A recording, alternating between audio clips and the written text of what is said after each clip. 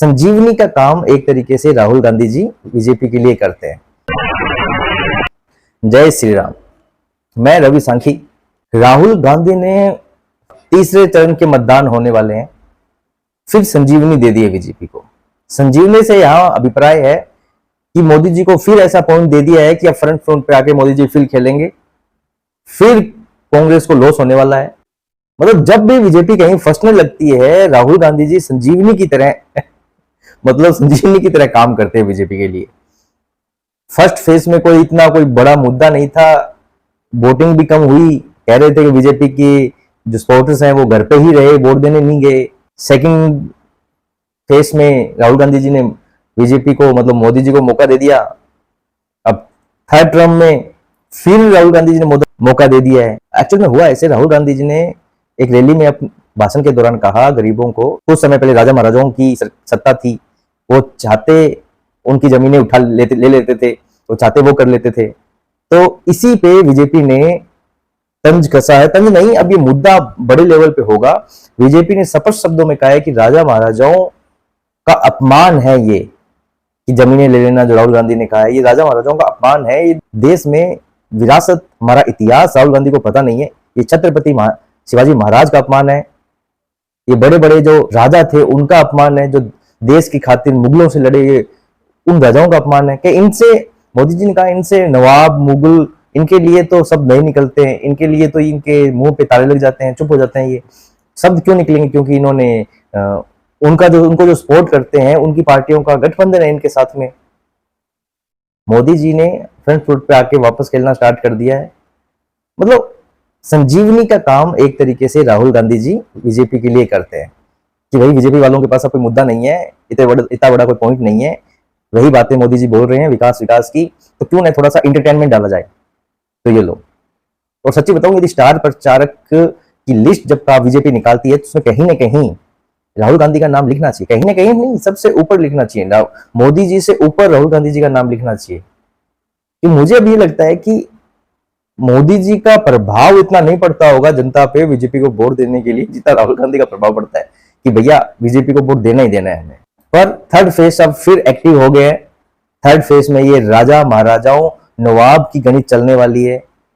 एक तरफ ये कहने की कोशिश है कि राजा महाराजाओं ने जमीनें लूटी, दूसरी तरफ ये कहने की, समझाने की कोशिश है कि राजा महाराजा ही थे जो मुगल नवाबों से लड़े, जिन्होंने देश को बचाया। छत्रपति शिवाजी महाराज जैसे, जिन्होंने हिंदुओं को एक किया, हिंदुत्व समझाया, हिंदुत्व फैलाया। अब वही वापस घूम फिर के ये राजनीति आ जाती है। एक्चुअली में मुझे लगता है कि राहुल गांधी कहना कुछ चाहते हैं और बीजेपी मोदी जी उस बात को अलग लहजे में ले जाके कहलवा कुछ और देती है। अब कहलवाने का मतलब ये नहीं है कि राहुल गांधी जी से बुलवा दिया गया है, बोलते वो खुद ही है, बस शब्दों में कुछ हेर फेर हो जाते हैं, जिसके कारण बातों का अर्थ का अनर्थ हो जाता है। पर जैसा भी हो, बीजेपी के लिए बहुत संजीवनी जैसा काम करता है। एक चीज और सुनने में आ रही है, जो अच्छे बड़े लेवल अभी तक जो भी थे वो तो चलो एक मजाक का लहजा था। एक चीज सुनने में आ रही है कि 3 मई को लास्ट अमेठी का नामांकन है। स्मृति ईरानी आज अयोध्या है, भगवान श्री राम के दर्शन कर रही हैं, कल अपना नामांकन भरेंगे। और सुनने में मतलब वेणुगोपाल, कांग्रेस के वेणुगोपाल द्वारा यह बताया जा रहा है कि 1-2 दिनों में हमें पता चल जाएगा अमेठी और रायबरेली में कौन लड़ रहा है। नॉर्मल समीकरण तो यह है कि अमेठी से राहुल गांधी, जहां तक उम्मीदें हैं, और रायबरेली से प्रियंका गांधी जो फर्स्ट टाइम लड़ेंगे। पर जहां तक मुझे लगता है कि शायद अब की बार कांग्रेस कुछ अपना चेंज करने वाली है, कुछ मास्टर स्ट्रोक खेलने वाली है।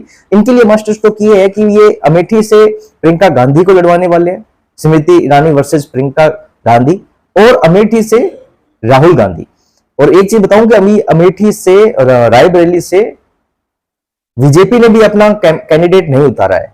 तो ये भी देखना दिलचस्प होगा कि रायबरेली में कांग्रेस का कैंडिडेट कौन होता है, और उससे ज्यादा दिलचस्प ये होगा कि बीजेपी अपना कैंडिडेट किसे उतारती है, क्योंकि सोनिया गांधी जी ने अब की बार लोकसभा चुनाव लड़ने से मना कर दिया है। तो अभी जो समीकरण है वो ये है कि अमेठी राहुल गांधी जी के पास आएगी, क्योंकि अभी सुनने में आया था कि कुछ 2-3 दिन पहले इनके बंगलों की सफाई हो रही थी, वहीं से समीकरण सेट हो गई थी कि ये चुनाव लड़ेंगे। और मैंने आपको मेरे पहले कई वीडियो में भी कहा है कि राहुल गांधी अमेठी का चुनाव लड़ेंगे।